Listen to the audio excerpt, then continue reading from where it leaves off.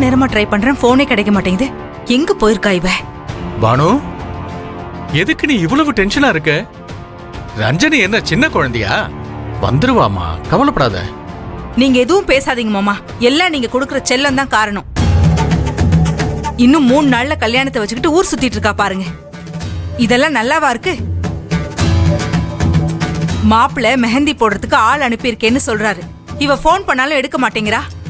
இதுக்கு என்ன பதில் சொல்லுவீங்க சொல்லுங்க?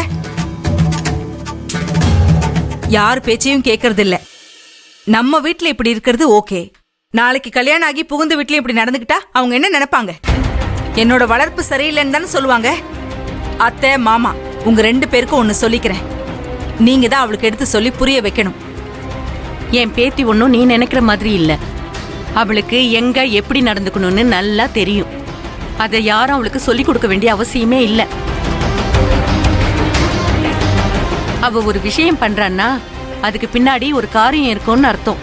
அதை புரிஞ்சுக்கோ. ஆமா, நீங்க தான் உங்க பேத்தியை மெச்சிக்கணும்.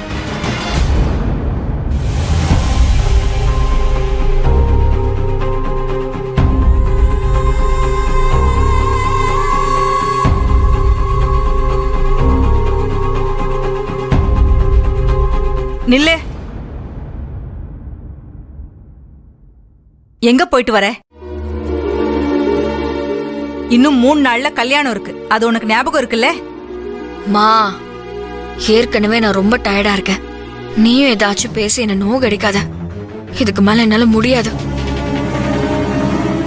இப்ப நான் என்ன பண்ணணும் அதை மட்டும் சொல்லு. மெஹந்தி போடுறதுக்கு மாப்பிள்ள ஆள் அனுப்புறேன்